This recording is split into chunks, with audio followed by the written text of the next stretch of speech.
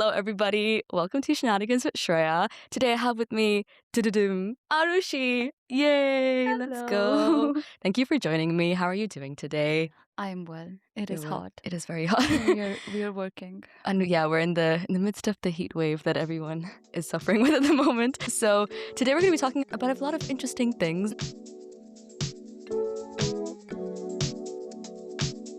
I wanted to start off with your current hyperfixation, which is the eldest daughter syndrome. So what would you like to unpack here? Okay.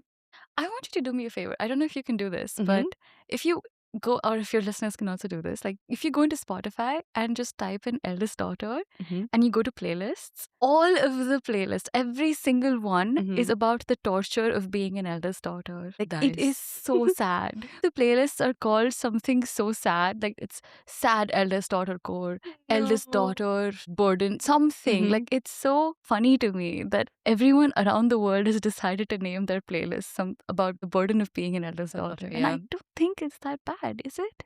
I don't think so. I mean, we're both eldest daughters. Exactly. I don't think so either. I mean, I understand that there's like a connotation with, I do think it's the eldest sibling in general, though. Like maybe not just the daughter, but, kind of the more responsible one, quote unquote, or just The kind of parentified having to. child. Yes. My brother recently, he was like, Shreya, I don't think it's me, but like, don't you think you've been parentified? And I was like, what do you mean? I've never come across the term before. And he was like, look up parentification. And I looked it up and I was like, whoa. Like I took a step back. I was like, this is real. Like it's a thing that low-key, I don't think parents intentionally do it. It's just kind of like of course. subconscious thing that, okay, the eldest child will take care of the child, like the younger one more, will just be more put together in general. Yeah, because we're around more. Yeah. But in the same way, it's like if it goes too extreme, it's like it could turn into this whole thing where like there is parentification happening of that eldest child where they're taking like responsibilities that they're too young to be taking on at that time. That is so true. So there's like a balance there. But it's kind of, like as you said with the playlist, it's kind of sad that there's so many. I feel like now it's become a social media thing where everyone's constantly talking about the burden because it is very profitable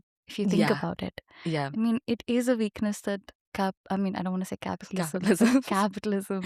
The industries at large can, higher powers per se, can capitalize on. And I think it's something that like people can kind of join as a unit together. They're like, oh, we're the eldest daughters. Like they come together as trauma bonding together. Yeah. So it is definitely like a cognitive overload in a way. It's like a lot of emotional just responsibility and bearing and stuff. And this kind of segues into what you've mentioned before is about like performance and existing in the sense of like, how do you come about an approach like performance versus existing? And do you ever catch yourself in that? All the time. I mean, it sort of follows from one to the other, right? Like you said, as a child, you learn to perform the parent as an older sibling. And then when you grow up, you have to play so many roles. You have, as a woman specifically, like as a girl growing up, you have bars. You have one face that sees society. You have one face. You become, especially I think this happens in Asian households. I'm not so sure about the West, but there is this whole concept of society and the girl of the house carrying the respect of the house. Like where anything she does or any tiny way in which she slips up, it's like a direct representation of how the dignity of the household, which is such a big burden to put on like a child. Yeah. And I think also just like specifically in, as you said, like kind of Asian stereotypical household structures, I'm like, why are we putting all that burden on just like She's usually leave her alone. Even just like children in general. It's like, why are you putting like they have to perform the best and like get the highest marks and all of that, like I guess academic validation along with like doing the perfect job and the perfect life where it's almost like curated according to what cookie cutter lifestyle. Exactly. I literally, like when I was in my undergrad, I had this realization. I was like, colleges and universities are just like making like batches of graduates to get put out into these like job markets, and it's just like a factory. And I got kind of terrified at that thought because I was like, whoa, it is scary. Like it is scary when you think about it. And I think like for me anyways, it's so important to kind of be more self-aware and intentional about like what choices you're making, because I don't want to be doing things because I've been told to do something, you know what I mean? Yeah. But it takes a lot of like, I guess, just unlearning a few things for that, you know what I mean? Do you have any things that you've unlearned or just had to kind of intentionally be like, hey, I want to make these decisions for myself? Yeah, a lot of things, I think. I mean, this is going to sound so weird, but when I was very young, I think, and I remember this very clearly. I remember very little very clearly, but this is one of those things. I think I was like 5 or 6, around that age, where I was just sort of transitioning from being in senior KG to first grade and sort of going from like a lower class where you're not kindergarten to primary school. That's like a big thing for you. And I was known as a bit of a bully. And I say this like in lower case as far Like a as 6-year-old. possible. I was a heathen of a 6-year-old. Nice. And I was told by this one auntie in the society, like one of my mom's friends, she just sort of like got me aside and said, you have to be different for everyone. The person you are at home and the person you are with friend A has to be different from the person you are with friend B, because nobody wants to see all of you. Which is such a harsh thing. This auntie is horrible. But for the longest time, I thought she was right. And it really served me, because that is people pleaser pro max, right? Like if you were literally changing your opinion and your character for every single person you meet, then that's a bit of a superpower, because you're constantly trying to figure out what this person likes and doesn't like, and sort of like chameleoning, like molding yourself. Yourself into that shape, and everybody likes you.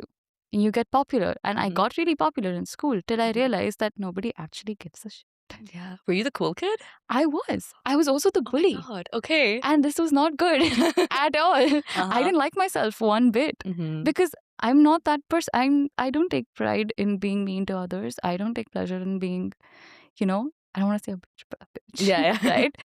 Then I learned way later, I think in 9th grade when I was like 14, that this is not me and I don't enjoy this. And so after I switched schools, I sort of turned into this recluse sort of situation. Like I just wouldn't speak to anyone unless I absolutely wanted to be friends with them. And that was a whole shift. And then undergrad happened, and undergrad was also all about just being true to myself. And I've realized that those two have sort of come full circle to realizing that you don't have to be performing all the time.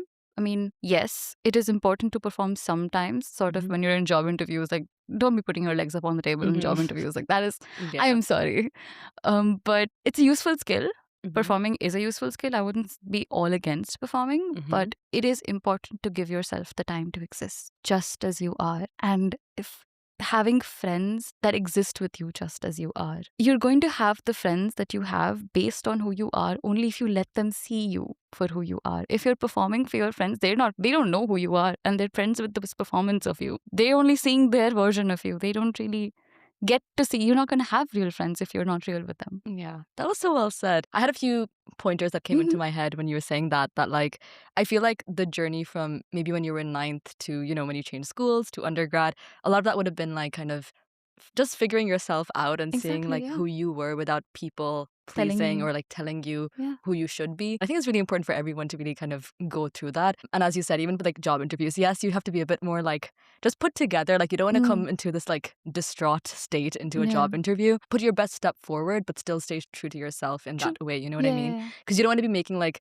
random opinions that are not true at all, and just being like just for the sake of like, putting on a show or whatever. But I think it's also like in a way where, what it's like a fake it with confidence or something. I think sometimes fake it till you make it. Yes, fake it till you make it. That's the thing. It's like, I think that could help if, for example, say you're kind of scared to give a public presentation or like sing or something. I think faking it could push you out of your border. But again, it's also like you're, again, presenting yourself. You're not putting on this like fake show, if that makes sense. It's like you're not. So yeah, I really like that you finally, I hope, have kind of come closer to just being myself. I'm a monk now.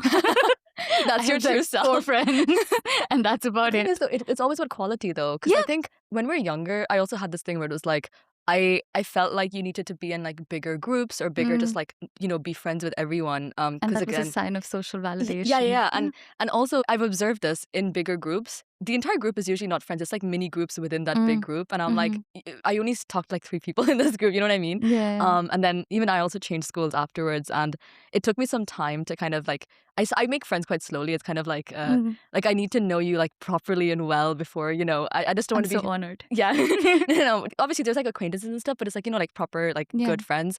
And also I have like kind of a few, as you said, but I feel like it's always quality over quantity. Like you don't that's want. all you need. Exactly. And I've heard like in life, you tend to make more, like, as you grow older as well, it's like just more qualitative friends, and you prioritize that more as you're older. And I'm like, yeah, we've gained that wisdom at this age, but At the ripe old age at of the ripe old 23.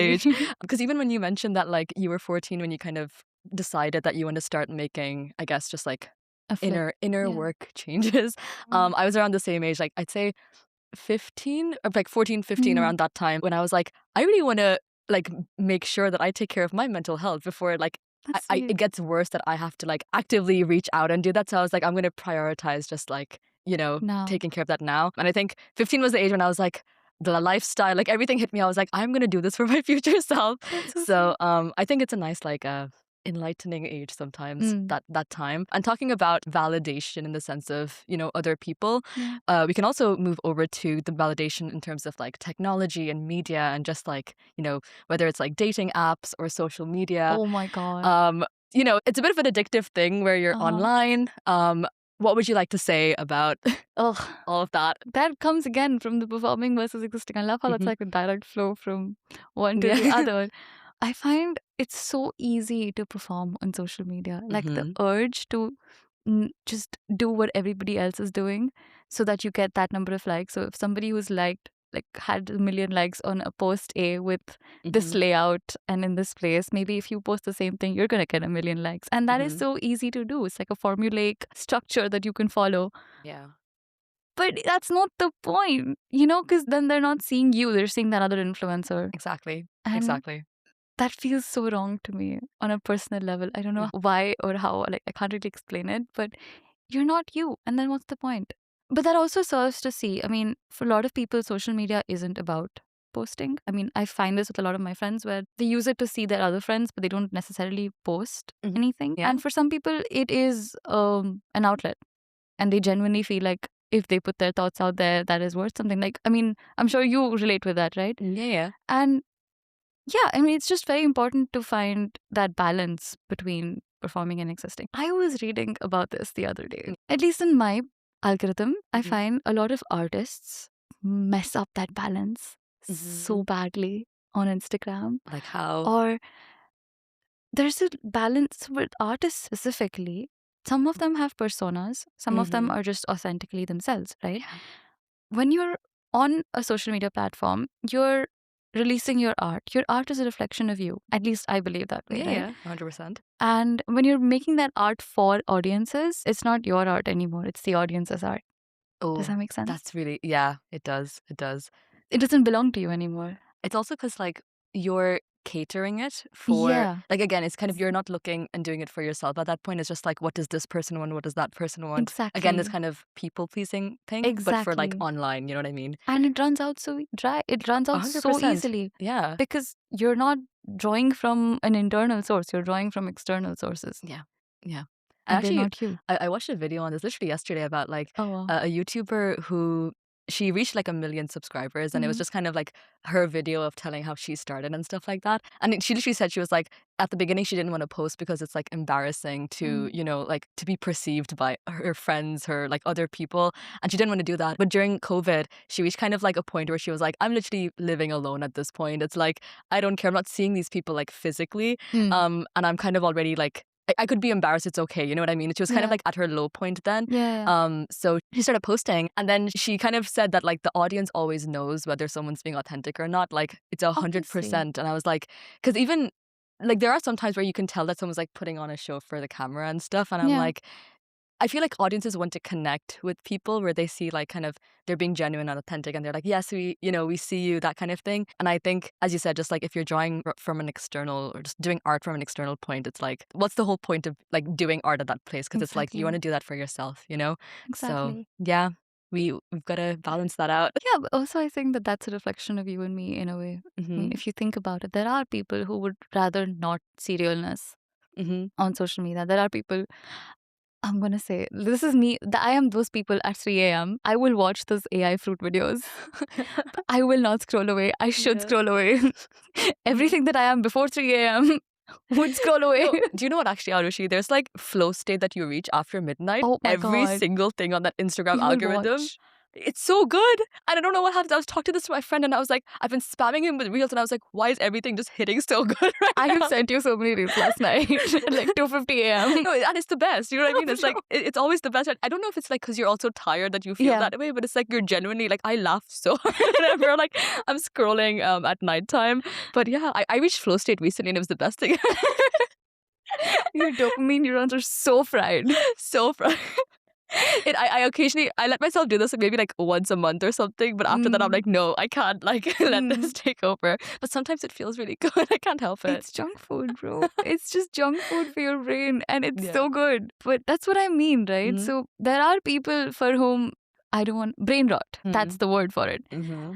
There are some people for who would prefer brain rot and no authenticity on their social media. But then there are people who would, like you and me, I mean, I'm assuming before 3 a.m., who would prefer to have authenticity. So, I mean, I guess to each their own. Yeah. But yeah. I mean, I think it's like, I wouldn't recommend like kind of hours of scrolling. It's like, yes, at nighttime it can happen, but it's like, if you're conscious about it, you know what I mean? It's like maybe during the day, only 15, 20 minutes. I tend to keep a timer because sometimes you can actually get like sucked into that vortex. Oh, definitely. So the timer like snaps me out of it. The amount of times I've burnt food. Wow. Because I've been like, yeah, the spaghetti's cooking for like 2 minutes. I'm just going to scroll for 2 minutes. Because like, if I look away, you just blink. Oh my God. Yeah. It's just black. You burned spaghetti? I've burned spaghetti. Have you burned spaghetti? Babe. Like in the water or just like when you're frying it or something? In the tomato, in the sauce. Like when I've put it in the sauce, I'm like, just 2 minutes. You've had burnt spaghetti. Have you eaten it? I think so. I can't remember. Wow. But I recently had this thing where it's talented. like, you're so talented. You've just made your own recipe, like burnt spaghetti.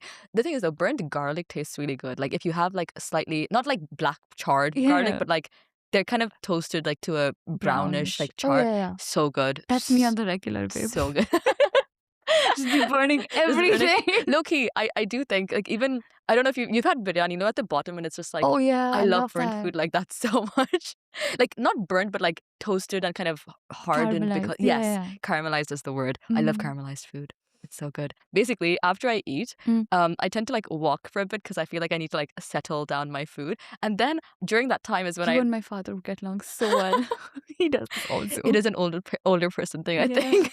But basically during that time, it's like that's when I kind of open my Instagram and all of that. And I feel like I tend to open it initially just to kind of go through my chats and stuff. And then if I don't have any chats left, that's when I tend to scroll over. But yeah, I mean, a good balance, you know, as long as you're not getting like sucked into the vortex and losing your life. Because when you remember, it's like you have an actual real life out there and you're just wasting it on a screen. And that's when it like, when that thought hits you, it's like, like I need to actually, low key though, in the heat, I've been doing more consumption than I have because I can't do anything else. I've been dissociating. I feel like I used Instagram to dissociate from real life when it's like too hot or I'm sick or something. I'm just like, I don't want to think about this. Yeah, and that's fine. That's fine. That is, Yeah, I mean, I feel like I've only been like doing maybe one small task at the start of the day when I have the energy to, and the second it's over, I'm like, okay, I'm gonna be like binging Netflix. Like I start binging at like 11 a.m. Aarushi, and then I just binge the whole night. Yeah, it's been good though, because like I love watching shows and films, even YouTube. Just kind of I learn things, and then from like editing and all of that. So I'm like, yeah, as long as I'm quote unquote learning something from long form media is always I love it. Not short form because it's like it's too much, but long form so good. I think you have a preference for long form. For long form as well, yeah. I prefer reading. But yes, reading as well. I will do long form over. I feel like I've been dissociating from long form so much lately, and I hate myself for it. I think so. Yeah, I blame the heat. Everything's on the heat. Everything's the heat waves for all guys. I literally texted my mom yesterday. I was like, I'll just take anything like 5 degrees, 0, like anything, but under this, like genuinely, because I think the heat is harder to manage than cold is. Because in cold you can just like layer up. There's nice heaters everywhere. I can't take my skin off. Exactly. That's what I say. It's like you can only take off so much. You know what I mean? Now we talked a lot about like dopamine being fried by online algorithms and stuff. Now there's obviously ways to, you know, reset that or kind of balance that off. So maybe dancing, maybe, you know, painting, physical activity. Yeah. So I know you've danced quite a lot in your past, or even now actually. Yeah, I do. Yeah. So would you like to tell us a little bit about dancing? So I mean, I love dancing. There is an aspect of performing and existing again in dancing, because sometimes you can dance for people and do it correctly, quote unquote, and like sort of check yourself in the mirror, make sure all the movements are precise or whatever. And then there's dancing just for yourself, where you go crazy and just do absolutely anything. Do the Macarena, like, I don't know, be Shakira, who gives a shit? Just do whatever you want. Yeah. And there's a different kind of joy that comes from that. And for the longest time, I never danced for myself. I mean, I think I started dancing for myself 2 years ago. Okay. Which is, I mean, given that I'm 23, that's fairly recent. And it was a very different experience for me because I caught myself in the mirror and I had to physically look away from the mirror because if I saw myself in the mirror, I kept correcting myself. Aww. I kept going like, no, this is not right. I got to do this again. Do this 20 times till I've got it exactly like the video or exactly like that one person did it. It's hard to get it exact though, isn't it? Because it's like, obviously they're completely different, like so body-wise. You have to keep doing it 40, 50 times or 100 times, as long as it takes to do it correct. Then the sense of perfection comes in and you're performing. Then it's not yours anymore. Yeah. You're doing it according to somebody else's choreography. Yeah. I think artists kind of deal with this quite a lot where it's like there's a very fine line between like when it's yours and when it's not. Sometimes there's this algorithm that you could go down. It's like the popular stuff that would be catered and, loads of people would love it. But it's also like, do you like that? Like, do you want people to think that that's your music and you're just copying like top 10? You know what I mean? It's like, is there a point to that? Almost every step you're like, okay, is this how I'm going to be doing it? Or is this like me following, So yeah, that's a recurring theme on this episode actually. Just kind of like, how are we being perceived? How are we doing things for ourselves, really? Exactly. And I feel like especially younger people, I mean, I've seen this with my brother, I've seen this with his friends, or even like younger people than that. Younger people, they have not figured themselves out yet. Obviously, they're babies. And you can't expect you're throwing these babies into the deep end. I think you and I, social media came around when we were, 13, 12? Yeah, we were like just in our like very early teens. Yeah, but we've had pre-social media childhoods. The best. Oh my God. You guys are missing out. Every child who's under like, I don't know what age, just glued to their phones. Dude, I saw this person the other day. I was like at a restaurant eating dinner and the table next to me was mom, dad, and younger child. Everyone was silent on that table because the parents were on their phone. The kid was on their phone. The parents would occasionally speak like 2 sentences and the kid the whole time. And I was trying my best not to judge it, but at the same time, I was like, can you please like talk to your child? You know what I mean? It's like, get that child off. I felt bad. You know what I mean? Meal times or talking times. That's what I'm saying. And just straight up like, just on the phone and I want ice cream. And then back on it was like a tablet. It wasn't even a phone. It was like the child. They're probably scrolling on. And I was just like, you are brainwashing Cocomelon, whatever. It's so bad. I wish there was proper research done into this that like, there's 100%. I'm sure there is, yeah. I feel like if you and I were to go down the rabbit hole of like figuring out if online tech is bad, like consumption-wise for children, it should be banned, like straight up banned for them to, use it. I mean, I would say for a certain amount of time, I just think for parents, it's easier to let their child be on. Dude, give them toys. Yeah. Do you know what I mean? Yeah. I mean, I understand completely. The thing that I was talking about was the way that their neurons, like their brains are so plastic. Exactly. Like, their brains haven't even formed yet. And you're already wiring them to be addicted to short form media. I shudder to think what's going to happen to their attention spans as they grow. It's gonna be non-existent, like straight up. Everything smaller than a minute, they're like, sorry, bored. You know what I mean? And what does that mean for social validation? Yeah. What does that mean for how they're consuming themselves? I mean, like identity. Their own identity. I mean, I've heard genuine horror stories. Okay. I don't know if I should be proud of this, but I am kind of proud of this. I'm like the fun older sister to my group of, so my parents and their friends. So we've kind of like grown up like as a village in my community. I don't want to say like my society. So all my parents' friends and their kids. Like in your neighborhood? Yeah, in my neighborhood. So all of the neighborhood kids are, I'm the oldest and they're like babies. Okay. And they're all my babies because I've basically brought them up because all of our parents would hang out together and leave me to basically babysit all of their babies. I've spent half my life babysitting all of their babies. And I love them with all my heart. I take pride in being the fun older sister in the sense that they can come and tell me the messed up shit that they can't tell their parents and I will deal with it in good cop, bad cop. I'll be the good cop. Yeah. Usually. Unless things are obviously horror. But I've heard genuine horror stories of children being in really twisted romantic relationships where, I mean, they don't really understand what they're doing. And they're emulating what they're seeing on social media and they're emulating what they're seeing 30-year-olds doing because they think it's cool. And they will be doing such stuff for views because that is their whole world. I mean, as a child, social validation is your whole world. You don't really know anything about the wider world / you don't really care. Your classroom, those 30 kids, So those 40 important. kids, life or death. Exactly. Genuinely. Especially at that age, it's like everything within this room is what matters the most for like, Exactly. it's insane actually. And it's so sad for me to see that because there, I mean, yeah, it's just, I can't. I hear Yeah. about this and I want to help, but also it's not just a one shot, like it's not something you can treat with medicine or something, right? Yeah. It's not a one pronged approach that you can take with this stuff. Yeah. I think the closest thing that's come to sort of a more legal legislation on this is Australia recently banned like under yes. 16s. And I was so happy about that. I was like, Everyone should do this. goated. Yeah, I was like, every country should follow what Australia is doing. It's like kids are given the time and space to just grow Be up, themselves. hang out with their friends, have a bit more of like self-identity and Yeah. more just non-social media related upbringing. And then they can maybe hop on if they want to. But at young ages, as you said, like, you know, they're like babies. You're just so impressionable. Exactly. Things that are hardwired when you're younger is just much harder to unwire when you're older because they're so like Absolutely. deeply set. You know what I mean? I do worry sometimes about like the direction social media for younger people is going in, but I'm happy that Australia might be setting an example for like future countries. I sometimes think about this. I'm like, why are more governments not paying attention to like, you know, things like social media for kids or even just like They're profiting off of it. I keep saying watermelon. For the intents and purposes of this episode, watermelon. Watermelon, you get what I mean.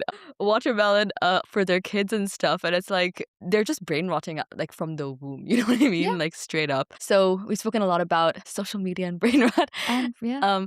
And I did want to venture into inner perspectives about like ADHD and depression. Oh, sure. So what would you like to share about? Oh my God. You remember what I said around the time I was 14 or 15, there was a very massive internal change that happened. I was clinically depressed for, and I say this with a smile, but obviously it was not great. That was about, I think, 2 to 3 years, I think, from 8th grade. So maybe when I was 13 up until I struggled with it. I mean, I still have it, but I really struggled with it up until I was in college, I think, which is 17-ish. Yeah. And that was a time when I sort of lost faith in a lot of people and a lot of things in general. And there was that whole, what is this even worth conversation that was happening. Around that age, especially in India, I'm not sure about other countries, you have your 10th grade board examinations coming up, and then you have your 12th grade board examinations right after that. And students, at least when I was in my batch or when I was growing up, that was your life. If you did not get above 95 on that one exam, that one number was your value as a human being, which is crazy to me to put on a child. And I mean, you can fight me on this, but a 15-year-old is a child. That was the time that I was studying for those exams. I've had friends not being able to deal with the pressure of board examinations, which is insane. Yeah. And it happens, I've heard even in, especially like kind of Eastern cultures with like Japan, Korea, like they have a very similar thing where it's very rigid, like you need to get academic validation, all of that. And they do lose a lot of people just because they can't cope with the pressure of, you know, and it's ridiculous. And I think even earlier when you mentioned about like, you know, the babies having access to social media when they haven't figured themselves out, I was actually going to say back then as well, where like these, you know, literally 14, 15-year-old kids, they're expected to have their whole like career mapped out and what they want to do in college and stuff like that. And I'm like, they literally don't know who they are. Like, exactly. Let them explore their interests and their stuff. And I just feel like this whole rigid system really, it doesn't affect them the best, like mentally as well. It contributes to the downfall actually, but it's sad. Do you think the landscape for that is changing or how do you think we can change that? I genuinely hope, I mean, this starts with teachers, obviously. I mean, from a young age, if you have the people that you look up to actually care about you, that changes so much because I understand. I mean, I have an aunt who's a teacher. I've seen teachers growing up. They deal with tens and thousands of kids in their careers, right? And every single day they're walking into a classroom of 30 to 40 noisy children who really who don't care. And it is hard to care about strangers because these children are essentially strange children to you, right?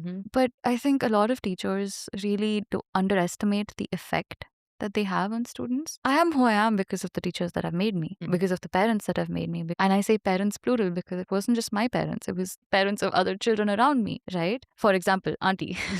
But yeah, I mean, it always starts with values.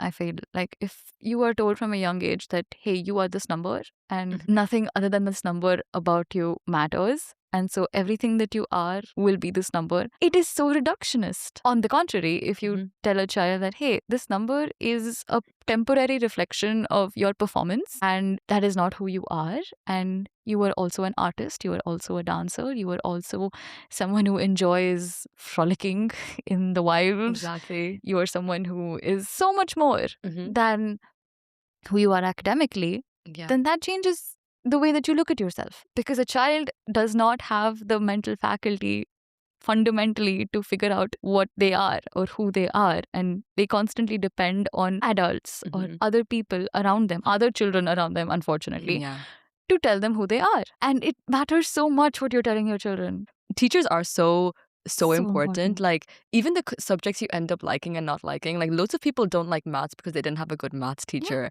And I was like, guys, like, I get annoyed sometimes when I think about teachers who genuinely like could have made a difference, but then they just decided to not. I've been having this conversation with one of my friends, actually. We were talking a lot about like the different examinations there are and the way there are, because I did my 10th exam in India because I was there for 3 years, and then I came back to Ireland, did my leaving cert.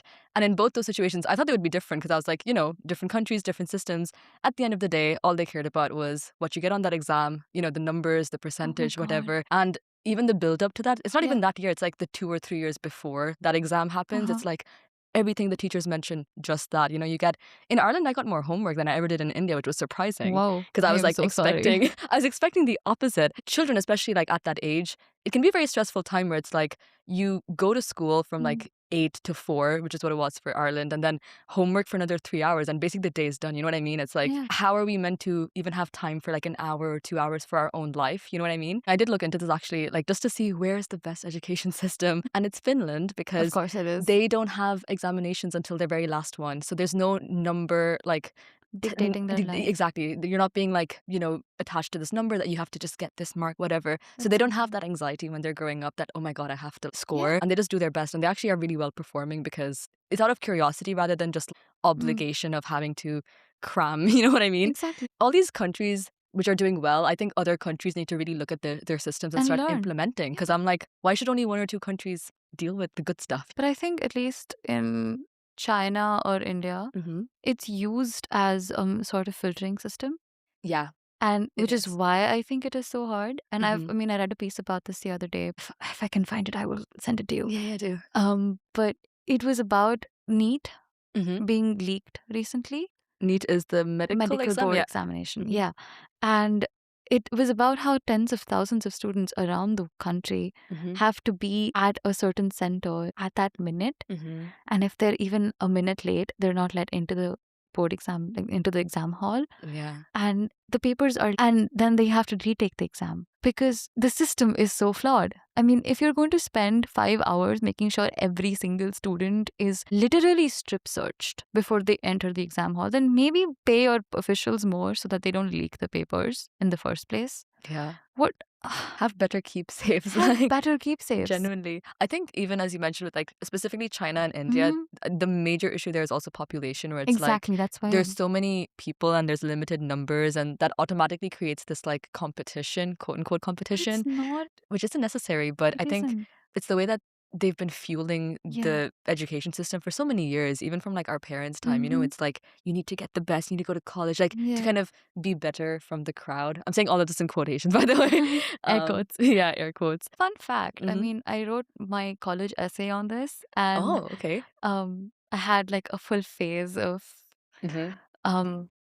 I don't want to say rebellion, but genuine disgust with the education system. At Macaulay, long time ago, I forget the year exactly. I think it was 1870 something. Came up with the Indian education system as a way to tame the cows, to create cheap labor I see. in India so that they wouldn't have to constantly bring in clerks and low wage laborers from the UK to India, so that I mean, they would have running and functioning systems with lower level employees who could speak and read and write English and therefore serve the system and get paid less because, well, they lived here and they're Indians, quote unquote. I don't know why I put quote unquote Quote there. unquote, yeah. But like they're quote unquote slaves. Indians.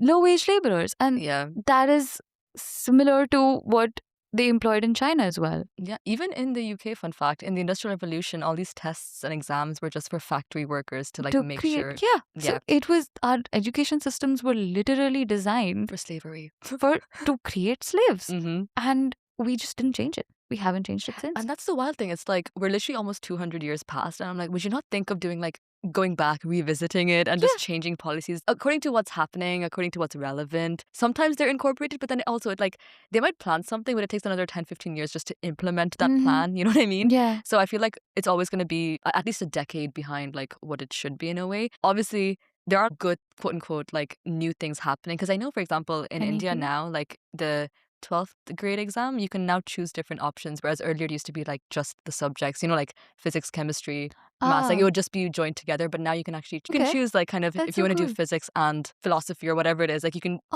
you can bundle up different Where was subjects that when I now. was studying? That's what I'm saying. Oh my God. In Ireland, it happens like that. And I know that kind of looks like a similar thing that India's taken now. But also, there's also, for example, I was actually saying this to my friend as well. It's like in India, we do like dance class and art and We have music. co-curricular activities. We don't have that in Ireland. And it's so sad because I was like, what do I do? And you just expect me to sit in school for like 8 hours doing business and maths. And like, there's no fun class. Like, it's literally That's so sad. it's 3 periods of, you know, subjects, Oh my break, God. subjects. There's no like art library, like nothing. And you can imagine as a shock, I came back and I was like, where's my free stuff? Like, where's my fun classes? And on top of that, it's like, there's no proper culture night or anything. So it's just like genuinely the most boring, no offense, the most boring experience.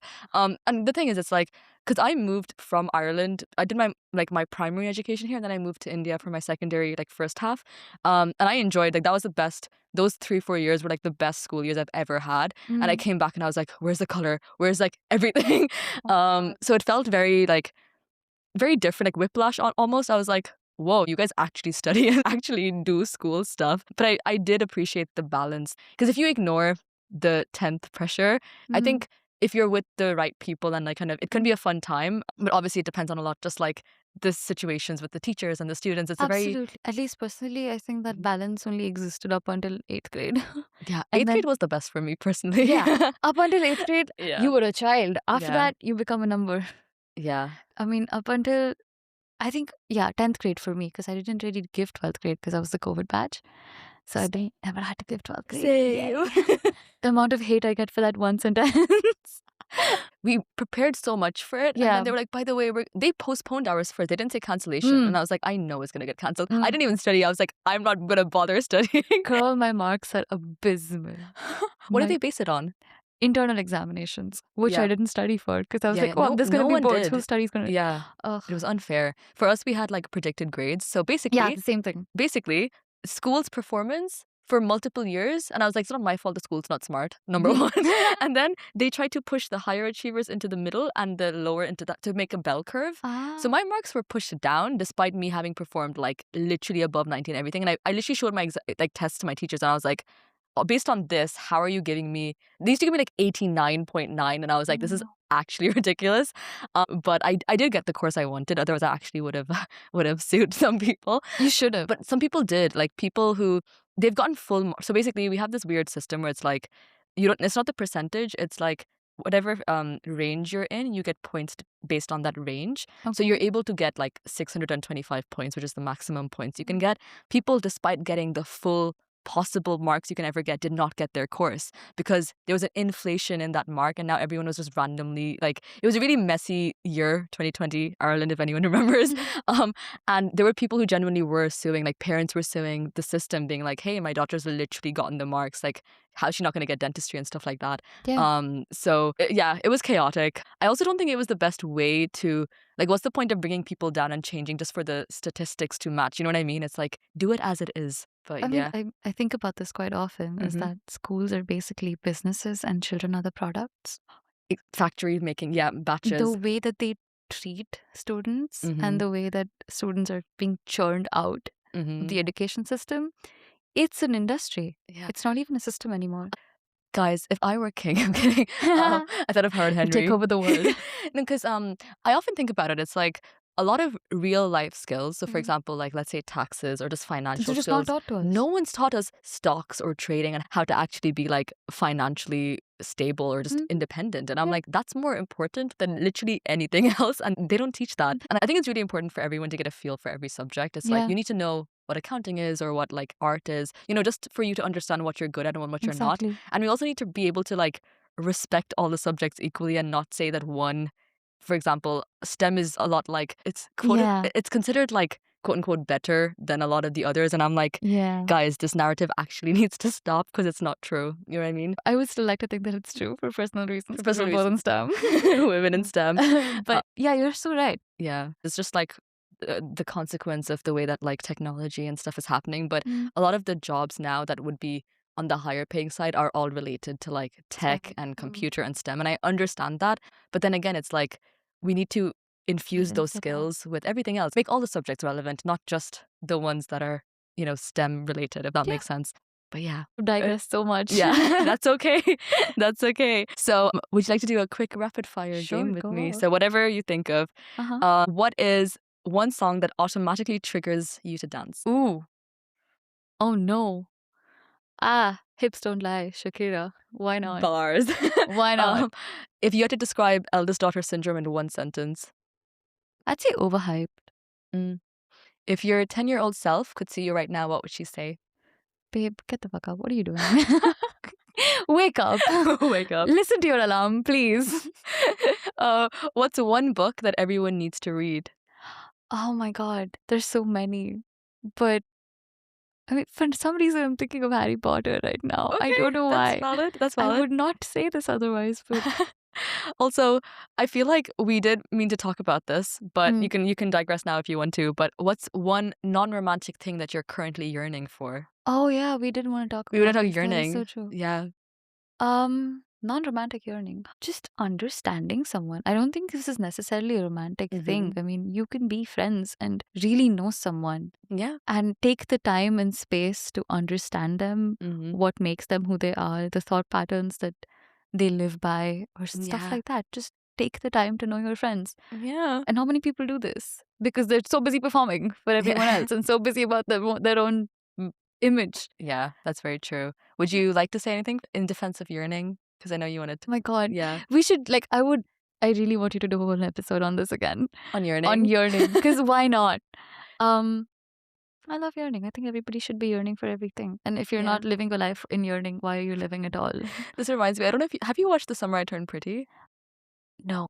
Because basically the guy Conrad, the main guy, he's like literally yearning for the entire season 3. And watching him at some point, I was like, bro, please like get a grip. You know what I mean? But yeah. Create a life you would yearn for.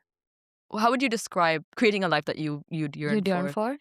I mean, something that I do personally is I sort of write down what I would like to be doing. So I would like to be living a life where I could go to Paris or the south of France for just a week and just do nothing but write and read and maybe paint, and then have a gallery opening where I show off my art and then people buy it and I make so much money. I really hope that happens for you. And I do this, and the way that I create that is I read a lot and I write a lot, and I'll keep practicing my art so that one day I'm good enough for XYZ, right? So you just create the life that you yearn for. And I know for a fact that, so my biggest dream as a 5-year-old was to live in a country by myself and just have my own little life that I built for myself and just depend on nobody, which is not entirely true right now because I'm still financially dependent on my parents. But I'm in a different country and I'm creating my own life for myself. I wake up, I make my own coffee. You're almost there. I'm almost there. Yeah. And we're just going to graduate and then you're going to go on to the financially independent part. Exactly. So that is a life I created for myself. That I wake up every day late.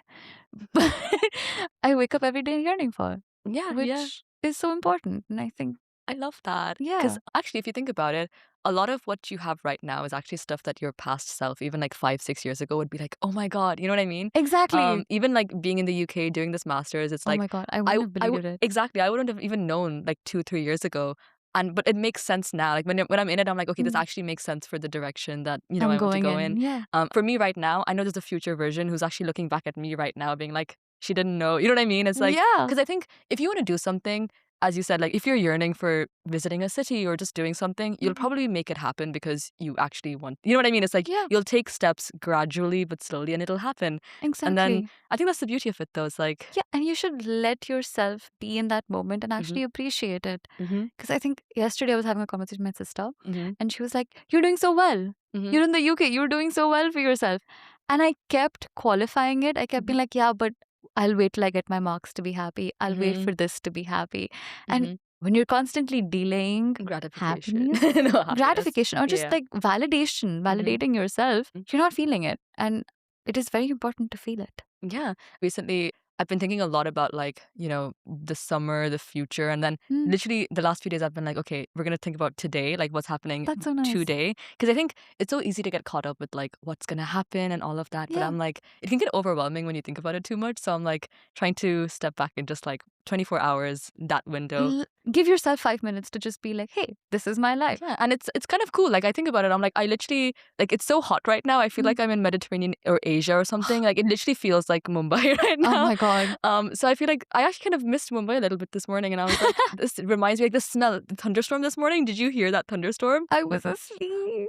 Girl, it was like a proper monsoon Oh rain, my and I was God. like, it just smelled like India, Mumbai. and I was Oh, like, it's been so long, but it's just things like that where life is wonderful. Sometimes I think about it, I'm like, the fact that so many versions of you could exist in so many different places, whether it's like holidays or just, your home, and yeah, now we're both in Sheffield and our homes are, different places. exactly. And I'm like, I can imagine myself there. And I know when I'm there, I'm going to kind of imagine myself here. Like it's a weird thing where it's Yeah. like, all these places really And well. people exist. Exactly. Undergraduate version of me exists. And Exactly. she's a completely different person. And now you could walk through like your old university just being like, oh my God, like I yeah. used to be here, And Yeah. I think it's kind of cool, I think, as you grow older to know places like the back of your hand without like, your undergrad, your dorms, whatever it is, like Yeah. even the future cities that you'll probably work in or travel. It's like, wow, I've lived here. I know Like, these places. 5 years from now when we come back to Sheffield, we'll Yeah, be like, we'd be able to walk around. yeah, What's actually really cool is that like when I first moved here, I obviously Google Maps. I didn't know where I was going. exactly. And the first, I think at least a month, I was kind of just dependent on that. And I was like, there'll be a point where I wouldn't have to use Google Maps. And now I've reached that point where it's like I can just walk and I understand, Dude, literally 2 weeks ago, someone asked me for directions, and I've never felt so proud in my life. God. I don't know if what I told her was correct, but the fact the that somebody felt like they could ask me for directions, I felt like such a local. That's the thing. It's like now, like it grows on you and you understand, and it Yeah. becomes like part of Who your you daily are. life and your system. Yeah, exactly. And Sheffield's always going to be a place that we've studied in and we've lived in Exactly. for a year. So And yeah, yeah, I just very want to nice. tie that back to like something we spoke about Mhm. earlier. Yes. I feel like a lot of people with the whole performance versus existing in this version of you, I feel like a lot of people think that's one thing, Mm-hmm. and it's not necessarily one thing. You can be 5 people, and all of those 5 people can be you without you being performative. Yeah. And that's so important. But yeah, I just wanted to tie that back to. Yeah. No, 100%. So yeah, guys, you do you. Please be you. Enjoy your life. It's just kind of cool and awesome. There's so many things, and things are going to change all the time. So might as well just appreciate the now, the present. So yeah, thank you so much for joining us in our studio. And yeah, loads of fun adventures after this as well. So Yes. bye-bye. Ciao. See you in the next one.